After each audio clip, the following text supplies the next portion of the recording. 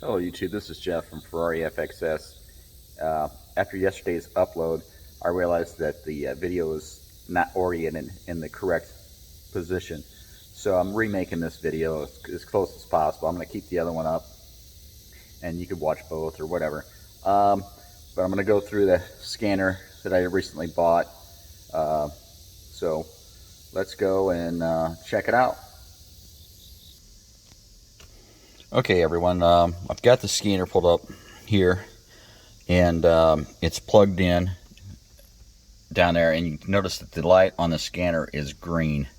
So what you want to do is you want to turn your car to the key to the run position,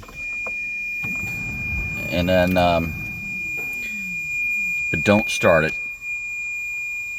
So we're going to do that, and then you're going to go back to your scanner, and then we're going to hit all system diagnostics, and then you're going to either put your VIN number in or you can do the VIN decoding. But this is a Ferrari 2003 Ferrari 360 and it's older, so it's not going to pick up the VIN. I mean, you could try to do the VIN decoding, but it'll do a search and then it'll tell you that you manually have to put in the VIN number. So I've already put my VIN number in, so I'm going to start to enter it and it'll auto-populate. So there it pulls up, select it, and I'm going to hit enter. And then it's going to do a little bit of thinking. And then once it's connected, I'll hit OK. You're going to hit a beep and your scanner is going to turn blue, telling you that it's connected. So once that happens, you go back to the scanner here, and then it'll take a few seconds and it'll tell you, okay, once it connects, you'll hit your model of Ferrari.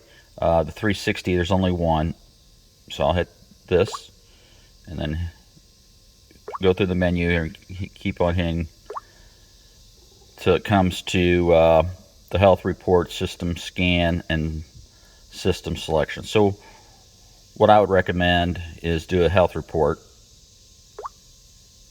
and it's gonna scan your vehicle and tell if there's any issues with it.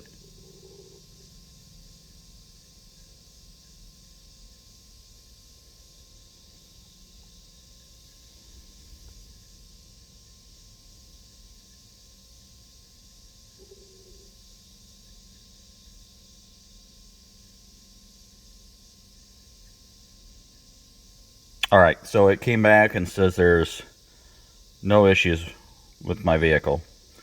Alright, at this point, if you did have some issues, you can click on whatever system has some faults in it, and then you can read the faults. You can clear the faults from this page also.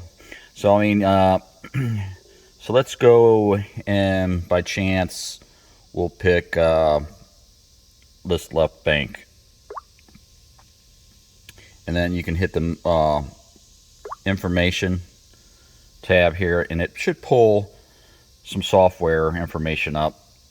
If it doesn't, it's probably because your car's not communicating with it, and then you might want to start over again. But like I said before in the other video, once you download the software, you have to update it the first time. So I had some issues with it the first time we used it. It wouldn't communicate, and realized that it had to update, and once it updated, the car started communicating with it. So let's get out of this. You could do some data stream. You can select certain individual things that you're wanting to read, or you can select all. You hit OK, and then it'll tell you engine temperature and just various different things that you selected. Like I said, the engine's not running, so it's 0 RPM. Just a bunch of different battery voltage. Vehicle's not moving, so like I said, there's a lot of information here.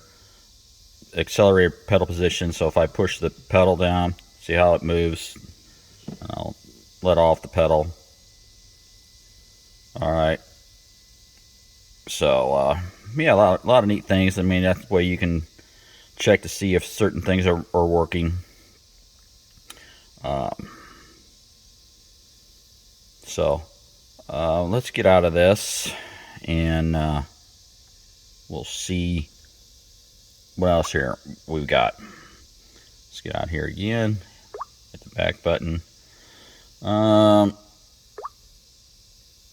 So let's say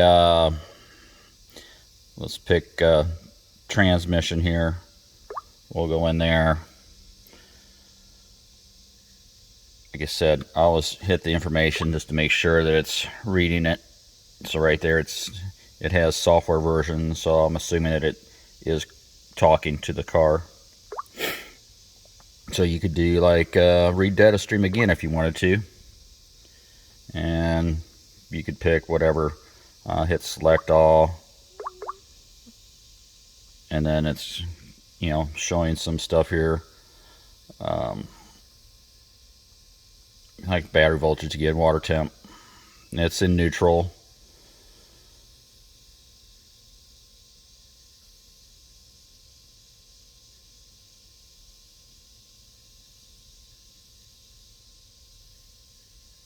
So I mean, it tells you how many times the pump, like when you open the car and you hear the pump prime itself, it tells you how many times that's done that. So it's been activated 80,274 times. And then it has continuous pump operation. See, now it just went, while we were talking, and it went up 1 digit. So it has the runtime on the pump,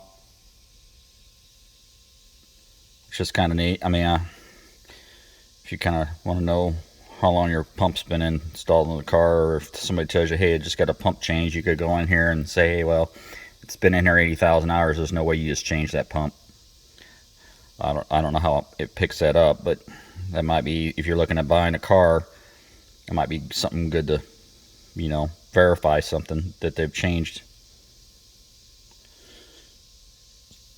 So anyway, go through there. Like I said, there's a lot of information here, more than what I want to spend time on. I'm sure you guys don't want to listen to me rattle on all this stuff here, but and then go back out of here. Back again, actually.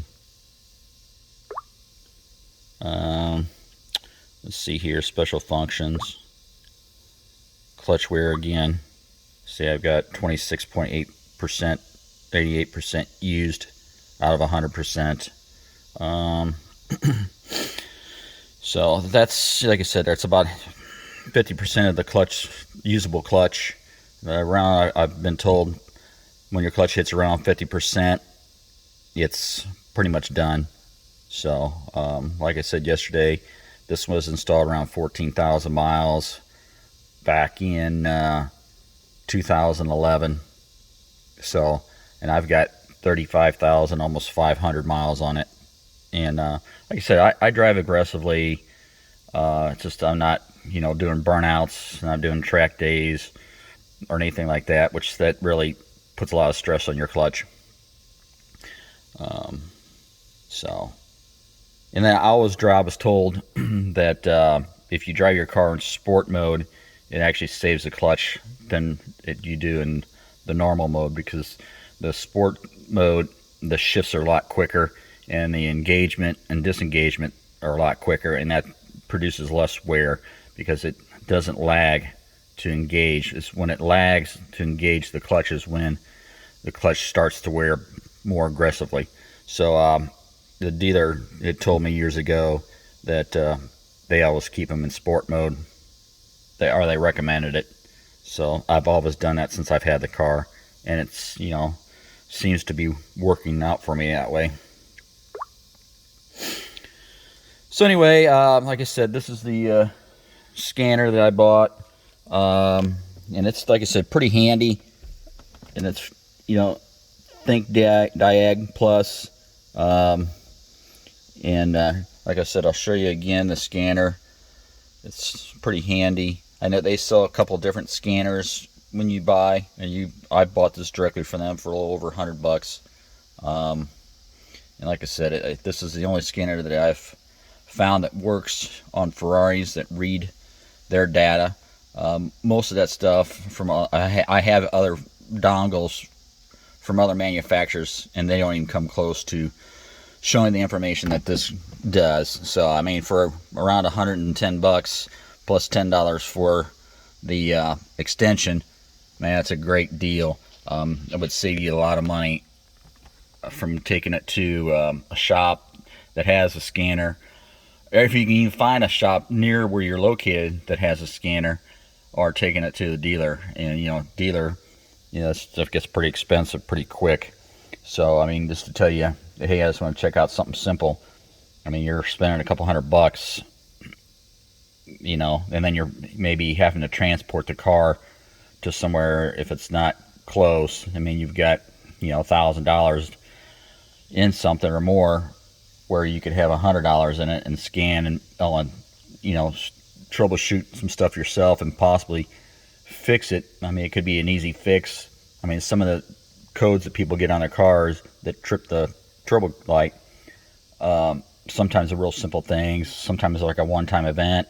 I mean, if it happens multiple times, obviously you have a problem, but I mean, things do happen in a single event. Maybe it's just a single event, and then you can clear it, and then you may not have another event for a year or so. But you might have a check engine light on, and you may not be able to pass emissions. So anyway, that's, like I said, this scanner here, I think if you have one of these cars and you work on them yourself, I think it's a great tool. I mean, there's, like I said, a lot of information that this will tell you. And if you get in here, and I would suggest pulling up a manual on some of the functions that this does do, because if you go into the wrong area and like I said before, you start messing around and changing some parameters on some things, you're going to cause more problems with your car.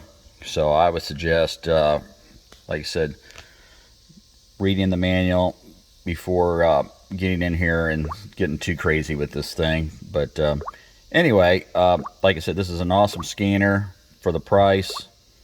Like I said, the Think car, it's thinkdag plus. And like I said, if you like the video, like I said, I don't do a lot of cut and pasting. I just tell you how it is, because it takes a lot of time to do that, and I have a busy schedule, so I don't have a lot of time to sit around and cut and paste. But anyway, if you like it, give me a thumbs up. Follow me if you can. But thanks.